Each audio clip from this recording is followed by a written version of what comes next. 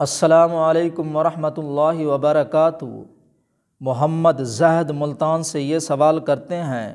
کہ جمعہ کے دن فرضوں سے پہلے جو 4 رکعت سنت مؤکدہ ادا کی جاتی ہے، پھر جمعہ کے بعد جو 4 رکعت سنت مؤکدہ اور پھر 2 رکعت سنت مؤکدہ ادا کی جاتی ہے،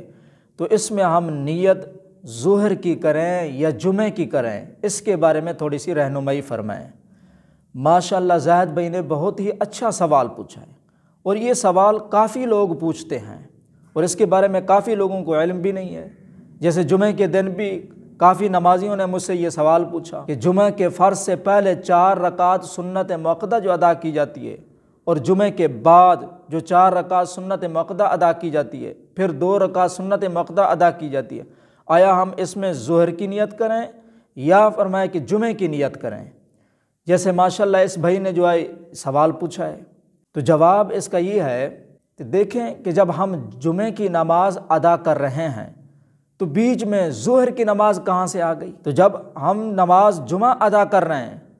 تو جمعہ سے پہلے جو 4 رکعت سنت مؤکدہ ہے یا جمعہ کے بعد جو 4 رکعت سنت مؤکدہ ہے، پھر 2 رکعت سنت مؤکدہ ہے، اس میں جو ہم نیت کریں گے تو جمعہ ہی کی کریں گے، ظہر کی نہیں کریں گے۔ اور بعض لوگ ہیں جو کہتے ہیں کہ جو فرض ہیں وہ تو جمعہ المبارک کے ہیں، اس میں نیت بھی جمعہ ہی کی کریں گے،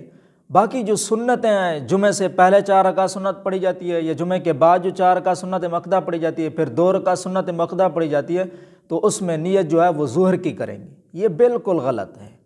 صحیح بات یہی ہے کہ جو حدیث میں بھی ثابت ہے، تو فرمایا کہ جمعہ سے پہلے کی اور جمعہ کے بعد کی جو 4 رکعت ہیں، پھر اس کے بعد 2 رکعت سنت مؤکدہ ہیں، تو اس میں جو نیت کریں گے وہ نیت جمعہ ہی کی کریں گے، ظہر کی نہیں کریں گے۔ اب نیت کیسے کریں گے؟ نیت کرنے کا طریقہ یہ ہے کہ جمعہ سے پہلے جو 4 رکعت سنت ادا کریں گے تو وہ اس کی نیت یوں کریں گے کہ 4 رکعت نماز سنت مؤکدہ قبل از جمعہ، یعنی جمعہ سے پہلے کی،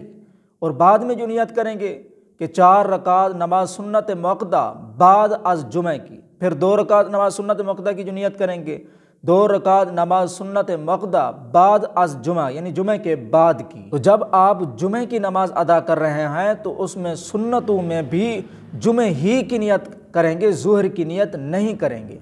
ہاں اگر کسی کی جمعہ کی نماز رہ جائے، ویسے تو فرمایا کہ جمعہ کی نماز نہیں چھوڑنی چاہیے، حدیث مبارکہ میں بھی آتا ہے، حضور علیہ الصلاۃ والسلام نے ارشاد فرمایا کہ جو جان بوجھ کر جمعہ کی نماز چھوڑ دیتا ہے،